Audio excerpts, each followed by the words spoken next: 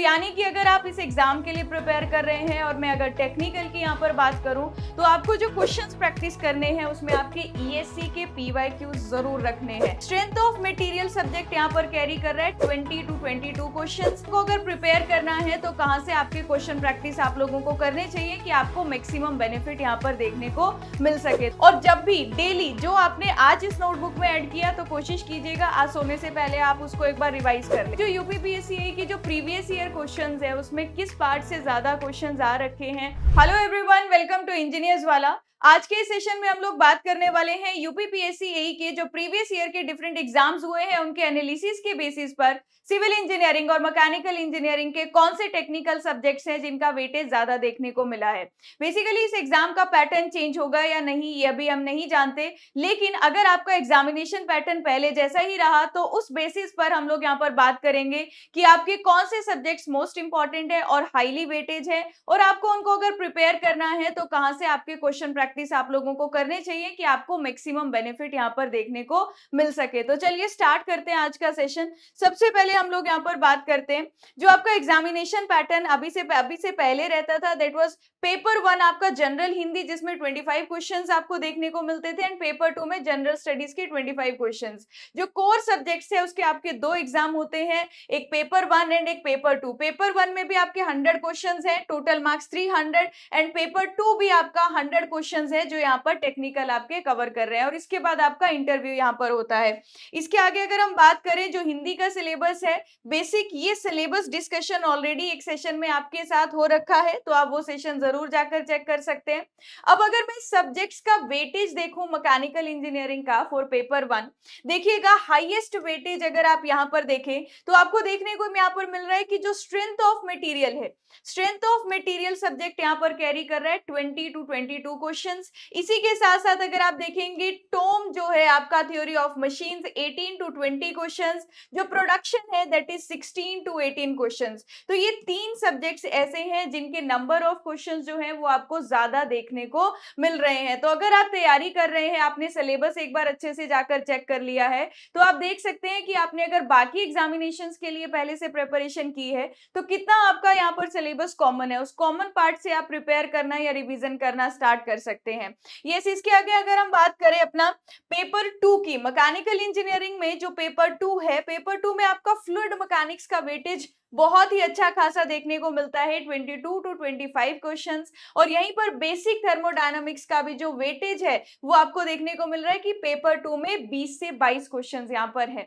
और यहीं पर हम बात करें RAC 18 to 20 questions, heat transfer 18 to 20 questions. तो ये आपका पेपर 2 मैकेनिकल इंजीनियरिंग के कुछ सब्जेक्ट्स हैं जिनका वेटेज सबसे ज्यादा रहा है as per the previous examinations. अगर हम यहाँ पर सिविल इंजीनियरिंग की बात करें डिफरेंट सब्जेक्ट्स की तो सिविल इंजीनियरिंग में आप देखिएगा यहाँ पर सबसे हाईएस्ट वेटेज का सब्जेक्ट आपको जियो technical engineering and foundation engineering देखने को मिल रहा है जो कैरी कर रहा है 19 to 21 क्वेश्चंस और इसी के साथ साथ स्ट्रेंथ ऑफ मटेरियल। तो अभी मैं बात कर रही हूँ पेपर 1 की, तो जो सब्जेक्ट्स आपको यहाँ पर शो हो रहे हैं पेपर 1 में आपसे टेक्निकल ये सब्जेक्ट्स पूछे जाते हैं, engineering mechanics, strength of material, structural analysis, steel design. ठीक है, अब design of concrete and masonry structures ये भी आपका 16 to 18 questions and building material 14 to 16 questions. तो यहाँ पर कुछ हाईएस्ट वेटेज सब्जेक्ट्स मैंने आपको हाईलाइट कर दिए हैं जिसमें आपका स्ट्रेंथ ऑफ मटेरियल आ रहा है, design of concrete, masonry structures आ रहा है, बिल्डिंग मटेरियल और आपका soil mechanics and foundation engineering. और अगर हम पेपर 2 की बात करें तो पेपर 2 में जो हमारे सब्जेक्ट्स हैं वो थोड़े डिफरेंट है। जैसे आप देखिएगा फ्लूइड मैकेनिक्स का वेटेज पेपर 2 में यहाँ पर अगेन ज्यादा देखने को मिल रहा है 15 to 18 क्वेश्चंस। तो पेपर 2 में आपका मैकेनिकल इंजीनियरिंग से अगर आप है तो भी वेटेज ज्यादा है, सिविल इंजीनियरिंग से भी है तो भी वेटेज ज्यादा है। एनवायरमेंटल इंजीनियरिंग का वेटेज पेपर 2 में देखिएगा 19 to 20 क्वेश्चंस और ट्रांसपोर्टेशन इंजीनियरिंग इसमें आपका 18 to 20 क्वेश्चंस यहाँ पर आपको एवरेज देखने को मिल रहे हैं। सर्वेइंग सब्जेक्ट आपका 17 to 20 क्वेश्चंस। तो ये कुछ मैंने सब्जेक्ट्स यहाँ पर हाईलाइट किए, वो सब्जेक्ट्स जिनका एवरेज 15 से अबव क्वेश्चंस हैं। तो जब भी आप रिवीजन कर रहे हैं, प्रैक्टिस कर रहे हैं, तो आप लोग इन इंपॉर्टेंट सब्जेक्ट्स को अपनी लिस्ट में ध्यान में रख सकते हैं और सबसे पहले इन सब्जेक्ट्स पर टारगेट कर सकते हैं। अब बात करते हैं कि अगर आप इस एग्जामिनेशन का पैटर्न देखेंगे, इस एग्जामिनेशन के प्रीवियस ईयर क्वेश्चंस को एनालाइज करेंगे, तो आपको यहाँ से कुछ की पॉइंट्स देखने को मिलते हैं। देखिएगा, यूपीपीएससी ए के बहुत से क्वेश्चंस ऐसे हैं जो आपके प्रीवियस ईयर ईएससी के क्वेश्चंस सेम टू सेम आपको देखने को मिलेंगे। इवन सेम स्टेटमेंट आपको देखने को मिलेगी, कई बार तो ऑप्शंस भी सेम है। तो यानी कि अगर आप इस एग्जाम के लिए प्रिपेयर कर रहे हैं और मैं अगर टेक्निकल की यहाँ पर बात करूं, तो आपको जो क्वेश्चंस प्रैक्टिस करने हैं उसमें आपके ईएससी के पीवाईक्यूज जरूर रखने हैं। तो जब आप एक सब्जेक्ट पर कोई भी एक सब्जेक्ट प्रिपेयर कर लेते हो, उसके बाद आपको ईएससी के पीवाईक्यूज जरूर सॉल्व करने हैं। और नेक्स्ट पॉइंट यहाँ पर आता है गेट। गेट के जो आपके 1 मार्क के छोटे न्यूमेरिकल्स होते हैं, बहुत डिटेल में नहीं बोल रही, लेकिन हाँ 1 मार्क के जो न्यूमेरिकल्स होते हैं उनको जरूर सॉल्व करके जाना है।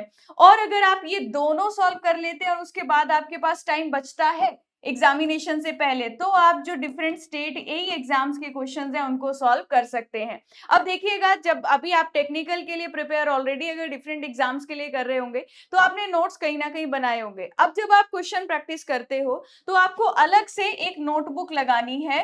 जब आप क्वेश्चन प्रैक्टिस करोगे तो आपको बहुत सारे कुछ ऐसे क्वेश्चंस मिलेंगे जो आपको जिसमें कुछ नया डाटा यूज हुआ है या फिर कुछ नया क्वेश्चन जो आपने अभी से पहले नहीं देखा था। तो आपको उस नोटबुक में वो नया डाटा, चाहे वो कोई टेबल है या कोई आईएएस कोड की वैल्यू है, जो भी चीज है वो आपको इस नोटबुक में ऐड कर लेनी है। और जब भी डेली जो आपने आज इस नोटबुक में ऐड किया, तो कोशिश कीजिएगा आज सोने से पहले आप उसको एक बार रिवाइज कर ले, जिससे कि जो भी ये अलग की पॉइंट है, डिफरेंट क्वेश्चंस है, आपको ना डेली रिमाइंड करते रहेंगे तो आपके दिमाग में बैठ जाएंगे। अब जैसे इसके अलावा अगर आप अभी तैयारी कुछ सब्जेक्ट्स की ऑलरेडी हो गई है और कुछ सब्जेक्ट्स ऑलरेडी रनिंग है, तो मैं आपको बोलूंगी कि रिवीजन ना बहुत ज्यादा जरूरी है। रिवीजन आपको डेली करते रहना है। आपने जैसे आज मान लीजिए कोई एक चैप्टर कंप्लीट कर लिया सर्विंग सब्जेक्ट का, आप इस चैप्टर को आज अगर कंप्लीट कर रहे हो, आपने इसके कुछ प्रीवियस ईयर क्वेश्चंस देखने हैं। अगर आप कल सेकंड चैप्टर स्टार्ट करते हो, तो उससे पहले पहला रिवाइज करो। जब आप थर्ड चैप्टर में जाओगे, तो पहले और दूसरे को एक बार जरूर नजर मारनी है।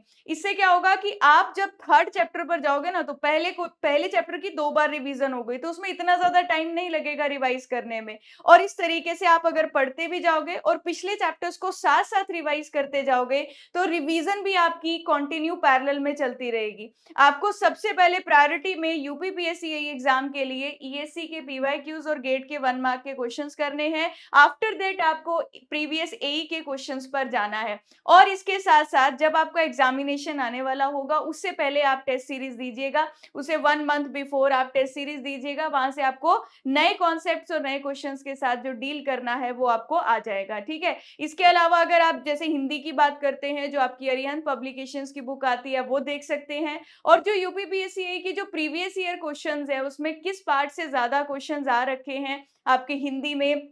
जनरल स्टडी के लिए आप क्या कर सकते हैं, जब आपकी एग्जामिनेशन की डेट आ जाएगी, तो उससे पहले के 6 महीने के पहले के आप करंट अफेयर्स पढ़ सकते हैं। इसके अलावा कुछ स्टैंडर्ड बुक्स को फॉलो कर सकते हैं। तो आप प्रीवियस ईयर क्वेश्चंस देखिएगा, आप वहां से बेटर एनालाइज कर पाएंगे किन टॉपिक्स पर ज्यादा टारगेट करना है। टेक्निकल के बारे में मैंने आपको बता दिया कि हाईएस्ट वेटेज सब्जेक्ट्स कौन कौन से हैं पेपर 1 और पेपर 2 में। लेकिन फिर भी अगर आपको कोई डाउट या क्वेरी है, उसे कमेंट सेक्शन में आप मुझसे पूछ सकते हैं। बाकी जब आपका ऑफिशियल डिटेल में नोटिफिकेशन आउट हो जाएगा, तो ऑलरेडी आप लोगों को इंजीनियर्स वाला चैनल पर डिटेल में हर चीज एक्सप्लेन कर दी जाएगी। ये जो आज का इस वीडियो में एनालिसिस किया गया है, ये जो प्रीवियस एग्जामिनेशन पैटर्न था और जो पहले आपके हाईएस्ट वेटेज सब्जेक्ट्स रहते थे, उन सभी को डिटेल में यहाँ पर बताया गया है। तो आप जिस भी एग्जाम्स के लिए प्रिपेयर कर रहे हैं, आप सभी को ऑल द वेरी बेस्ट उन सभी एग्जाम्स के लिए। और अगर आप लोगों को ये डिटेल में जो यहाँ पर अभी सारी स्लाइड्स में मेंशन किया गया डाटा, वो अगर आपको इन पीडीएफ फॉर्मेट चाहिए, तो आप मेरा टेलीग्राम ग्रुप भी ज्वाइन कर सकते हैं सिमरन मैम पीडब्ल्यू से।